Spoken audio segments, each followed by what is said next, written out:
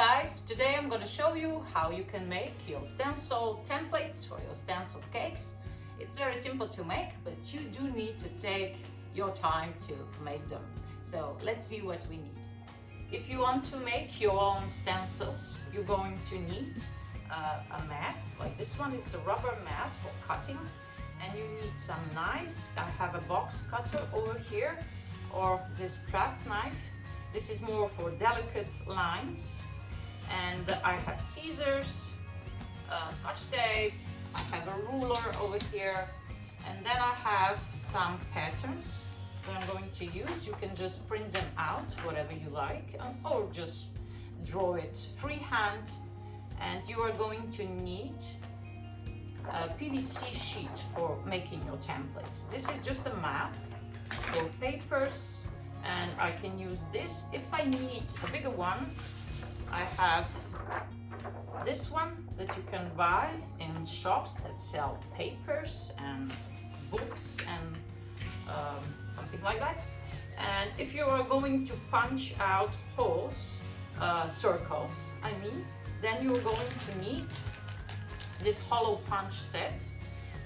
Those are punchers, different sizes of punchers. And for that, you are going to need a hammer to punch them out. And you can't do it on this mat. It has to be something very hard.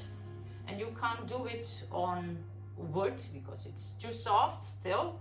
And you can't do it on a stone because you are going to damage this puncher. So this PVC that I have, very hard, it's the right thing for punching my holes. So let's get started. First, you need to decide what's the height and the width of your template that you are going to make. So it's usually good if you have the height of the cakes you usually use. For example, I have a dummy cake over here, and if I used this template, you can see where that comes, if this is the edge of this pattern. So it's not high enough, except if I just wanted to make 3/4 of the height of the cake, then it would be fine. But it would probably be better if I had more longer lines. So you can just draw it yourself, or you can enlarge this one to make it fit. For example, I have another one over here. This one is just a little bit too small, but I think I could work with this one. And when you have the height that you need, it's always better if you have your template higher than you usually need. So if I had this template over here, I would just spray or spread some royal icing, for example, on the finished cake, and the pattern would come right to the edge of the cake, of course.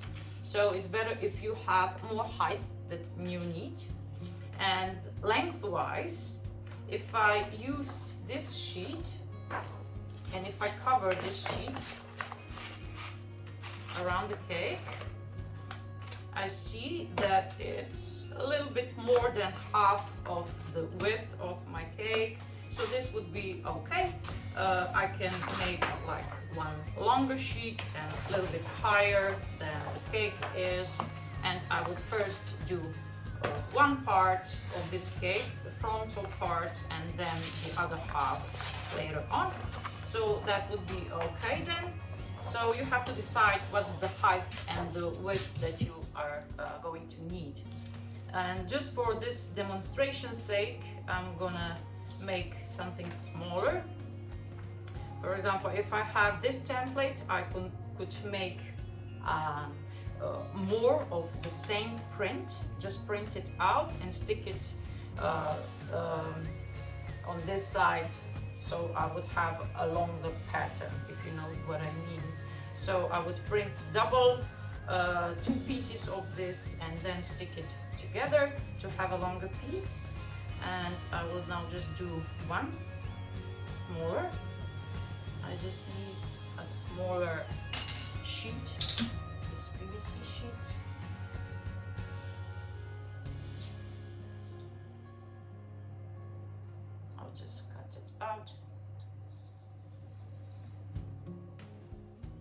It's good if your knife is very sharp, so your cuts are more precise.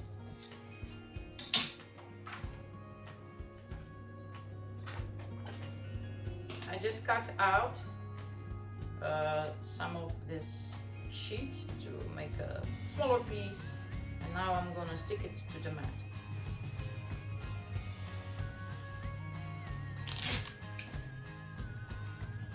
I find it's easier if this paper beneath is a little bit larger than this transparent sheet,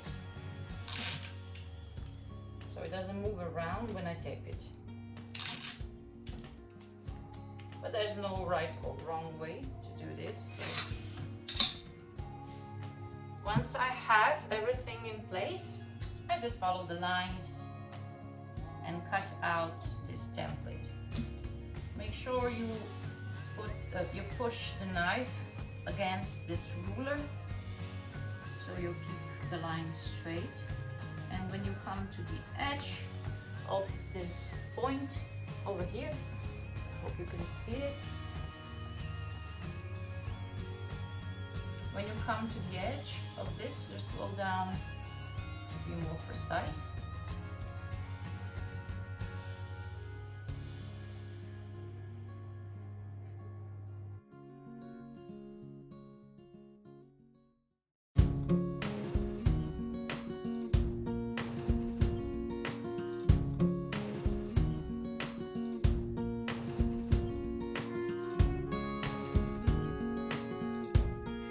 Okay, I thought I'd just make a few lines and I finished the whole thing. It's kind of calming to do this, but I should sit down probably. It would be easier and my hand would be more steady. So you do sit down when you cut your templates.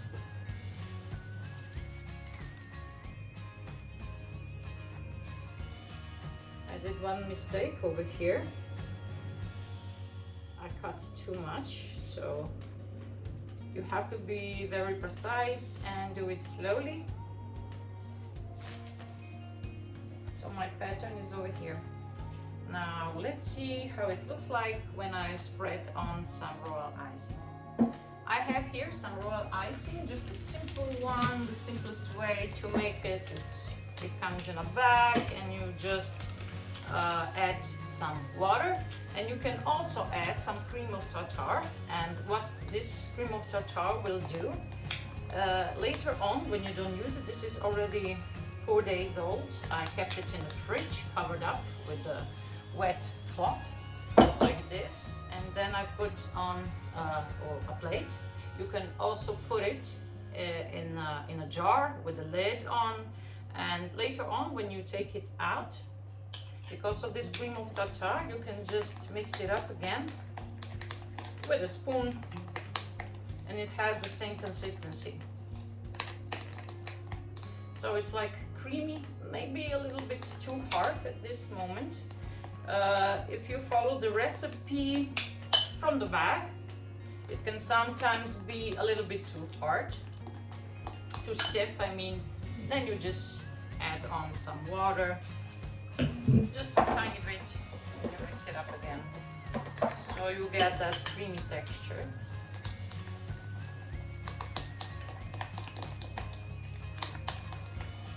And now let's pretend, I made a mess. Now let's just pretend I have a cake over here. I'll just do it on the table, just to see how this pattern looks. If you have your cake covered with buttercream, it will stick nicely. It doesn't stick here on my table. So I'll just use some sticky tape. And also those small lines don't stick on the table, so it's a little bit harder to make pattern on the table. Now you need a spatula to spread it out, or you can just do it with a card. I have a bank card that's expired and I washed it. And for the cakes, I would use something else, but here for my table, I think this will be all right. So it comes off the table because it's not sticking. So I have to be careful not to spread this royal icing underneath this template. So I have sharp edges. Later on when I remove this template.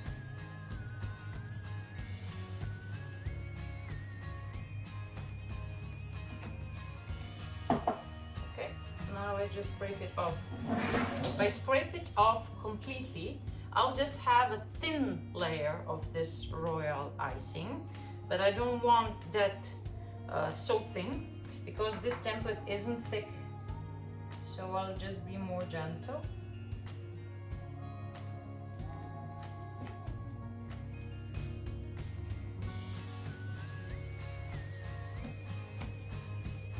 I didn't mix my royal icing enough, so I have a little dot of something hard inside. Sugar probably.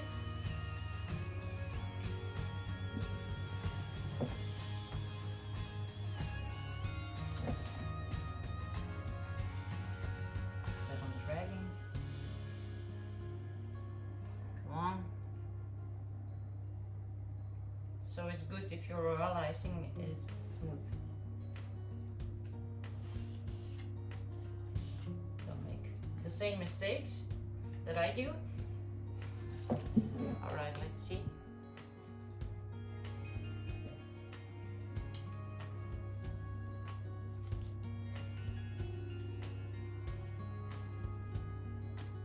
So I have my pattern over here. It looks all right, I guess. Maybe I should be more careful over here when I tried to spread it out and it came off the table. So I have a little not so exact edge over here. You can use some tool, some other tool, not so sharp one. This one, make your lines more fine and precise. But actually it's alright like this. So this one is working.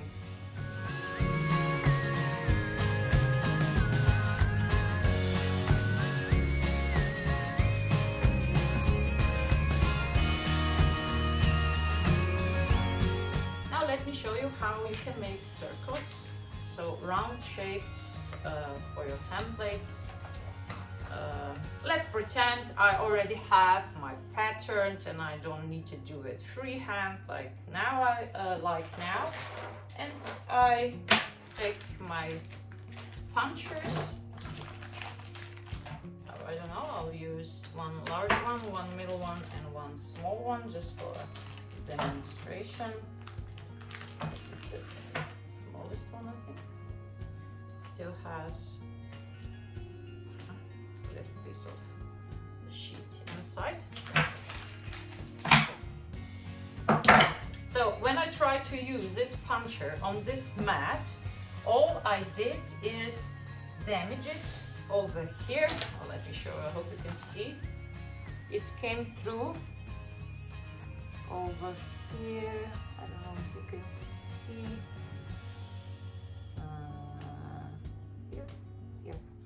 Just came through, and with the wood it happened, the same thing happened.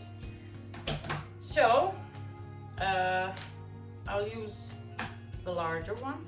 You just place it on your board, and you have to keep it very, very straight and steady. It's good if you only hit it once. You're gonna probably need some practice, me too. You have to be strong enough to make the hole, to punch the hole with one go. Otherwise, you will probably make two different circles because this one will move a little bit. So, okay, I have my hands steady. I'm holding it, this puncher, and I'm holding this hammer over here. And so let's go. I have a hole over here. That's a nice one. Let's make another one. So hold it steady, maybe more to the bottom part. Yes, hold it more to the bottom part.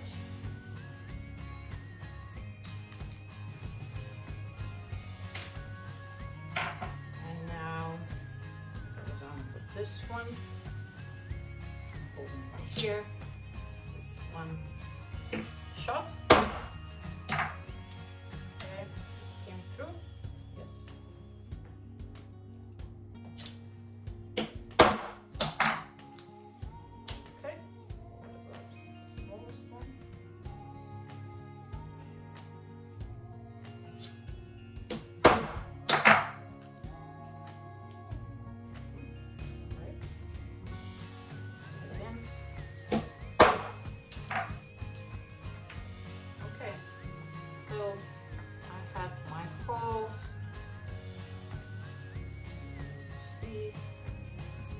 So for any pattern that has circles inside, I would use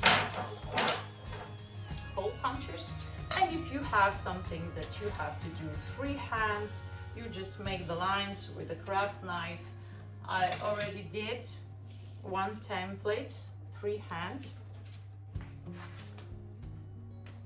It's pattern like leaves and lines. And it took me quite some time to make it. And it's easy to make some mistakes along the way, to cut the lines too long, and then you mess up the design, but you can also fix the design. So maybe next time I could show you how it looks on the cake. So now you know how you can make your own stencil templates for the stencil cakes. As you can see, it's not that difficult. But you do need to concentrate, you need to take the time to make them, and if the pattern is complicated, I would suggest you just buy your stencils, but maybe not all of you have access online or shops where they sell those kind of stencils that you need, and maybe they are too expensive for you, they can cost a lot of money. And maybe not all of you can have, I don't know, 20, 30 different stencils on the shelf to use it. So there are some patterns that you can do it yourself easily. And if you have enough time, there is no limit on what you can do. So be creative, stay healthy. Show me your works. I always enjoy seeing what you are doing, and see you soon. Thank you for tuning in. Anything is possible. Bye.